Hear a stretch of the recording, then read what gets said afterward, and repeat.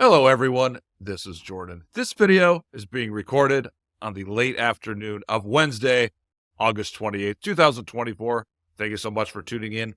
In this video, I am going to look at history and explain how I use it to assess and project gold's potential path moving forward.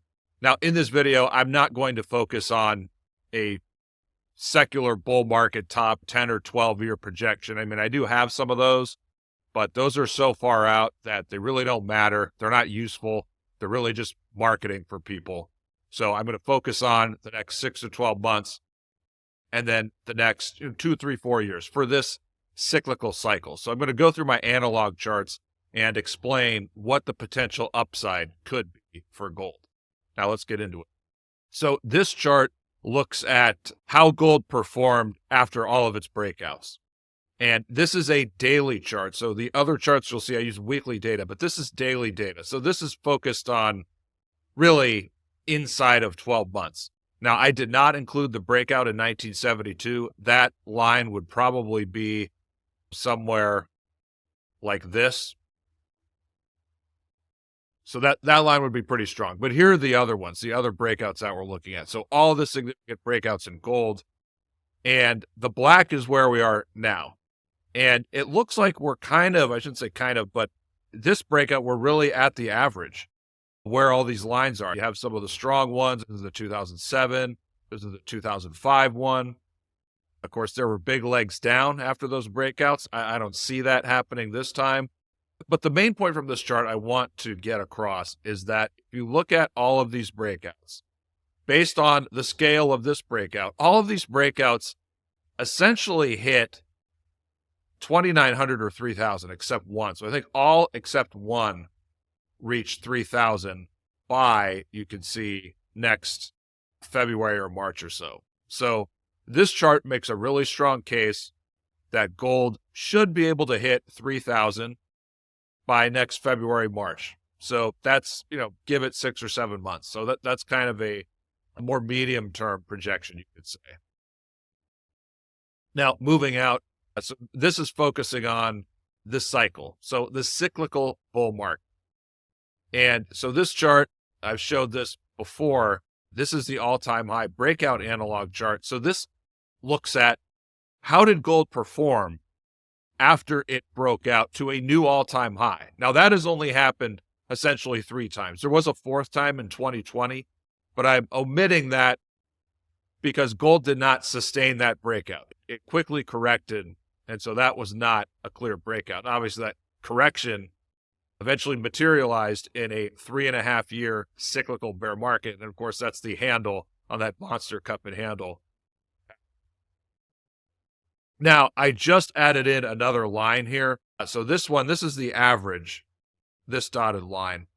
This new line is the average between this is the 1972 breakout and then the 2007 break. So, of course, the 2007 breakout, you had the GFC, global financial crisis, minus 30% move here.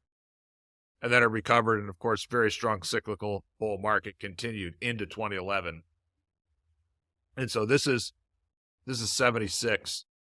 And so this is 72, or excuse me, this is the 1978 break into the 1980 high. This is the 1972 breakout up to its peak, which was at the end of 1974. So again, this looks at the second line, I think is a good, better average than this one right here.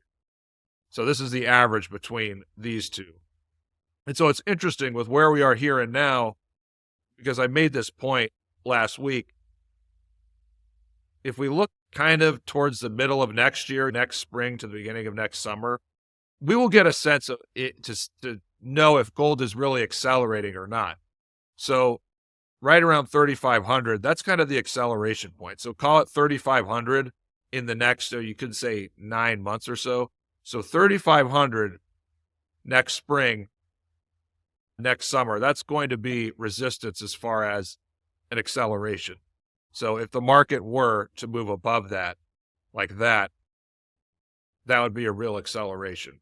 I don't think that's going to happen just because I think gold will reach 3,000, so this line is 3,000, and this would be similar to what we said in the last chart. This is March 2025, so 6 months or so.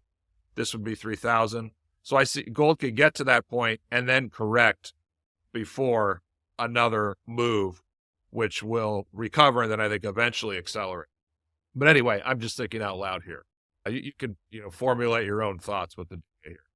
But last thing I want to mention, and so this is the main bull analog chart. So this is looking at all the cyclical moves for gold. The 4 strongest, we also included 2018, and that one petered out right here. So aside from that, you have the 4 strongest cyclical moves in gold. Again, the 1970 to 74, 76 to 80, 2008 to 2011, 2005 to 2008, and then where we are now, 2023.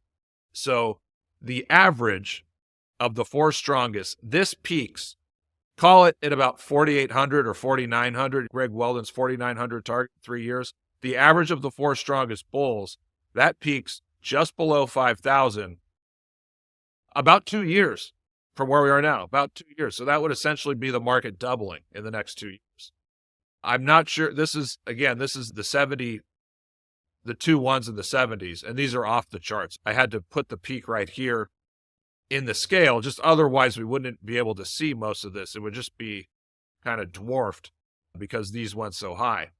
But my guess is, I think that this cyclical bull in gold, it should be stronger than these 2, because these are the 05 to 08 and the 08 to 11 cyclical bulls. They peaked right around, let's say 4,400, 4,500. So here's the average, which peaks just below 5,000, and then these are totally off the chart.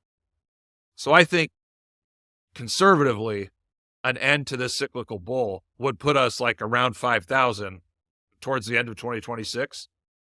But as I just said, if you think about it, gold has broken out from a super bullish cup and handle pattern. And so, 13 coming off a breakout of a 13-year cup and handle pattern, this cyclical bull, it should be stronger than these 2.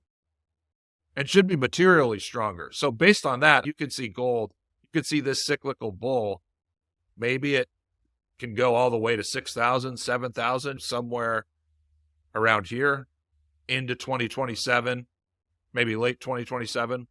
That would be my guess. I mean, I'm not saying you want to be reckless and invest in things that are way out the money and take big gambles, but I'm more focused on the fact that here's the average, here's what the scale is. And I think in the next 3 years, I do agree with Greg Weldon that gold should be able to get to 5,000. Gun to my head, I think it probably exceeds it. Now, if you look at the cup and handle pattern, there's the measured upside target, which is 3,000. There's the log target, which is around 4,000. All the ones I've studied historically, you get from the measured upside to the log target in 6 to 12 months. So if gold, let's say it gets to 3,000 early next year, that would put it at potentially 4,000 in early 2026, which, let's see here. So that would be 4,000. That would be somewhere around. So I know I'm droning on here, but these are how I'm looking at history to make all these projections. So that's all for this video. Would love to have you at the Daily Gold Premium. I think it's a great time to get into gold stocks. As I said, they might correct for a little while here, but they're about to have big breakouts. You can still buy high quality things cheap, high quality juniors that have big upside. At some point, it's going to be too late to buy those. All right, that's it for this video. Thanks so much for tuning in. Really appreciate your guys' support. Leave a comment. Let me know what you think. I'll talk to you guys again on Friday for the weekly recap.